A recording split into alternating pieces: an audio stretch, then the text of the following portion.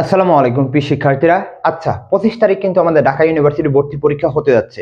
তাহলে আজকে হচ্ছে 23 তারিখ, তো 24-25, তাহলে আমাদের হাতে সময় রয়েছে মোটামুটি আমরা একদিন ধরি, অর্থাৎ আমাদের 24 ঘন্টাকেই ধরি। তো আমাদের কিভাবে 24 ঘন্টাকে কাটিয়ে আমরা ঢাকা ইউনিভার্সিটির হলে যাব, যাতে আমি ওইখানে পরীক্ষা দিয়ে একটি ভালো নাম্বার ক্যারি করতে পারি এবং ঢাকা ইউনিভার্সিটি চান্স পেতে পারি, সেই বিষয়ে কিন্তু কথা বলবো। এর আগে তোমাদের অবশ্যই বলবো চ্যানেলটি সাবস্ক্রাইব করবে, কারণ হচ্ছে শুধুমাত্র ঢাকা ইউনিভার্সিটি না, ঢাকা ইউনিভার্সিটি ভর্তি পরীক্ষা পর রাজশাহী, চট্টগ্রাম, জিএসটি, পরে হচ্ছে তোমাদের কি বলা হয় কুমিল্লা ইউনিভার্সিটি, খুলনা, বরিশাল, এগুলো নিয়ে কিন্তু আমরা গাইডলাইনমূলক ভিডিও এবং আমাদের প্লে লিস্টে কিন্তু আমাদের ক্লাসগুলো রয়েছে। আমাদের কমেন্ট বক্সে তোমাদের জন্য ডেমো ক্লাস দিয়ে দিয়েছি, যাতে তোমরা উপকৃত হও এবং তোমাদের জন্য ভালো হয়। তো সকলকে বলবো চ্যানেলটি সাবস্ক্রাইব করতে, আর কমেন্ট বক্সে দেখবা ফেসবুক পেজের লিঙ্ক, ওইখানে ফলো দিবে, যেগুলো আমরা ইউটিউবে দিতে পারি না কপিরাইটের কারণে, সেগুলো তোমরা ওইখানে পাবে। তো ঢাকা ইউনিভার্সিটির লাস্ট যে 48 ঘন্টা, সেখানে আমরা কিভাবে প্রস্তুতি নিব, প্লাস হচ্ছে হলের মধ্যে আমরা গিয়ে কি করব, সেই বিষয়ে কিন্তু কথা বলবো। দেখো, ঢাকা ইউনিভার্সিটির পরীক্ষাটা একটু জটিল। রাজশাহী ইউনিভার্সিটি, জিএসটি, এগুলো যদি কথা বলি, সেখানে দেখতে পারবা সেখানে দেখতে পারবা যে কি বলা হয় যে 40 পেলেই তুমি পাস, বা জিএসটির মধ্যে 30 পেলেই তুমি পাস। কিন্তু ঢাকা ইউনিভার্সিটির জটিলতা যেটা হয়, সেটা হচ্ছে তোমার সাবজেক্ট ওয়াইজ পাস করতে হয়, এবং সাবজেক্ট ওয়াইজ পাস করলে তোমার যে রিটার্ন খাতাটা দেখবে এরকম না। তাহলে আমরা এখানে দেখতে পারবো যে 5 নাম্বার, 5 নাম্বার এবং 10 নাম্বার, অর্থাৎ তোমার সর্বনিম্ন এই নাম্বারটা ক্যারি করতে হবে।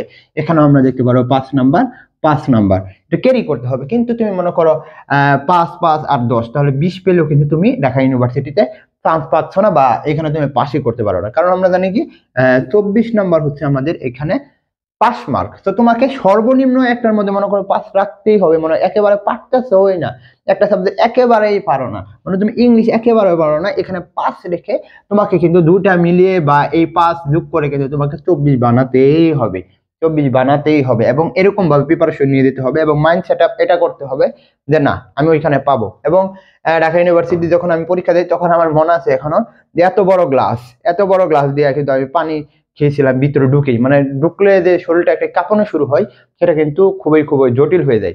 তো সেই জন্য বলবো যে ওইখানে নার্ভাস হওয়ার কিছুই নাই, জাস্ট তোমরা একটু শান্ত থাকবা। দেখো এখানে যেটা হবে যে তুমি সর্বনিম্ন 35 তুমি বানিও, কারণ হচ্ছে যে 30 প্লাস না পেলে তোমার কিন্তু রিটার্ন খাতাটা দেখবে না, এটা হচ্ছে বাস্তবতা। কারণ হচ্ছে একটা লিমিট থাকে, যারা এমসিকিউ টপ মনে করো 10,000-এর মধ্যে থাকবে, তাদের কিন্তু রিটার্ন খাতাটা দেখে। তো তোমাকে আবারও বলতেছি, একটু একটু টেকনিকে তুমি দাগিও, হ্যাঁ।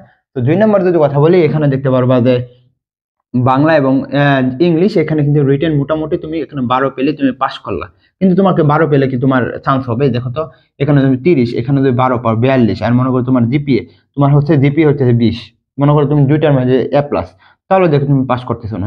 কত? 3 4 5 6, তাহলে 62 পেলে চান্স হবে না। তো তোমাকে এরকম ভাবে টেকনিক করতে হবে যে আমি এখানে পাবো কত 10, এখানেও পাবো কত 10, এরকম ভাবে দিতে হবে। এবং এখানে আমি অবশ্যই অবশ্যই কত পাবো, এখানে আমি 30 প্লাস পাবো। কত?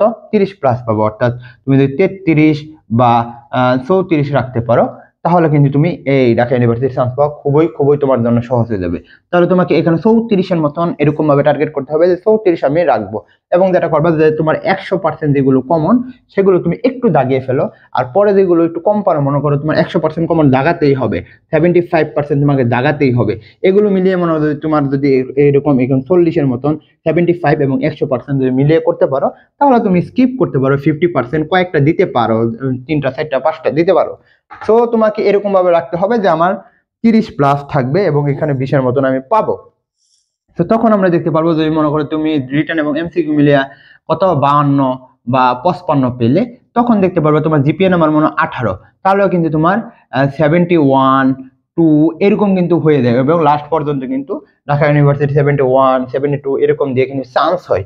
তো ওইখানে নার্ভটা একটু ঠিক রাখিও, কারণ হচ্ছে যে পরীক্ষার হলে কিন্তু তোমরা ওই রকম পরীক্ষা দেওনি, অর্থাৎ হয়তোবা তোমরা কোচিংও পরীক্ষা দিয়েছো, কিন্তু ঢাকা ইউনিভার্সিটির সেন্টারে যেরকম তুমি মানে প্যানিক হয়ে যাবে, সেটা কিন্তু তুমি এখনো বুঝতে পারোনি। তো তোমাকে বলবো একটু শান্ত থাকে এবং সৃষ্টিকর্তার কাছে একটু দোয়া চেয়েও, এবং বলে যে আল্লাহ বা যারা অন্য ধর্মের রয়েছে যে আমাকে পাস করে দিও, এরকম ভাবে যদি বলতে পারো, ইনশাআল্লাহ তোমাদের ঢাকা ইউনিভার্সিটি চান্স হয়ে যাবে।